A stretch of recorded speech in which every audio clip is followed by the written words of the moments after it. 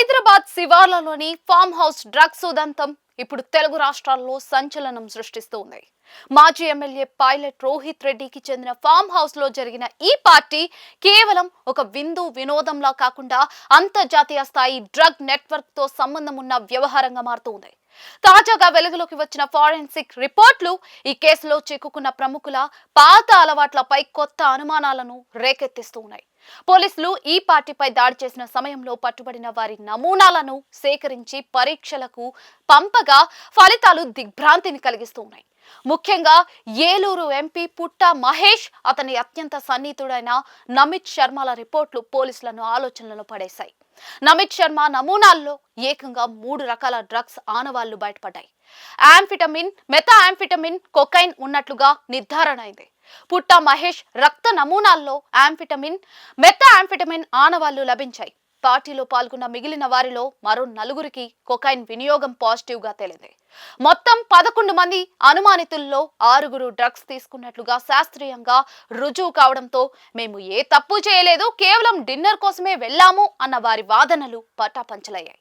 ఈ కేసులో బెంగళూరుకు చెందిన కౌశిక్ రవి పాత్ర కీలకంగా మారింది. ఇతనే డ్రగ్స్ సరఫరాదారుగా పోలీసులు భావిస్తూ ఉన్నారు. పోలీసుల విచారణలో కౌశిక్ రవి ఇచ్చిన వాగ్మూలంపై పలు సందేహాలు వ్యక్తమవుతున్నాయి. తాను సిమ్లా పర్యటనలో ఉన్నప్పుడు 15,000 రూపాయలు వెచ్చించి కొకైన్ కొన్నానని కౌశిక్ తెలిపారు.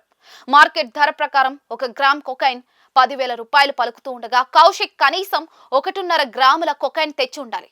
సంఘటన స్థలంలో కేవలం 0.26 గ్రాముల కొకైన్ మాత్రమే దొరికింది. 6గురు వ్యక్తులు డ్రగ్స్ వాడిన తర్వాత కూడా ఇంత తక్కువ మొత్తం మిగలడం వెనుక రహస్యం ఏంటనేది పోలీసుల ప్రశ్న. అసలు కౌశిక్ తెచ్చిన డ్రగ్స్ మోతాదు ఇంకా ఎక్కువే ఉండి ఉంటుందని, కేవలం సిమ్లా నుండే కాకుండా స్థానిక నెట్వర్క్ల ద్వారా కూడా డ్రగ్స్ సమకూర్చుకున్నారా అనే కోణంలో దర్యాప్తు సాగుతోంది. ఈ కేసులో అత్యంత కీలకమైన అంశం ఏంటంటే నిందితుల నమూనాల్లో ఒకేసారి వివిధ రకాల డ్రగ్స్ ఆనవాళ్లు లభించడం. సాధారణంగా ఒకే పార్టీలో ఇన్ని రకాల సింథటిక్ డ్రగ్స్ అందుబాటులో ఉండటం అరుదు. ఈ నేపథ్యంలో పోలీసులు 2 కోణాల్లో దర్యాప్తు చేస్తూ ఉన్నారు. నమిత్ శర్మ, పుట్ట మహేష్ వంటి వారు ఈ ఫామ్ హౌస్ పార్టీకి రావడానికి ముందే వేరే చోట డ్రగ్స్ తీసుకున్నారా?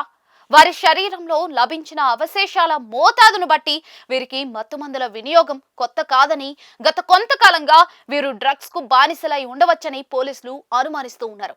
వీరి గత చరిత్రను, గత కొన్ని నెలల్లో వీరు ఎక్కడెక్కడ పార్టీలకు వెళ్లారు అనే వివరాలను సేకరించే పనిలో ప్రత్యేక బృందాలున్నాయి.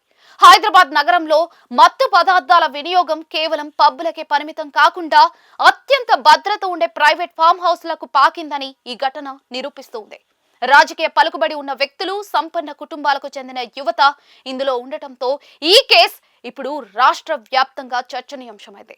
పోలీసులు కేవలం వినియోగించిన వారిని మాత్రమే కాకుండా వీరికి డ్రగ్స్ సరఫరా చేస్తున్న ప్రధాన ముఠాను పట్టుకోవడానికి చైన్ అనాలిసిస్ పద్ధతిని వాడుతూ ఉన్నారు. ఈ వ్యవహారంలో ఇంకా ఎందరు ప్రముఖుల పేర్లు బయటకు వస్తాయో చూడాలి.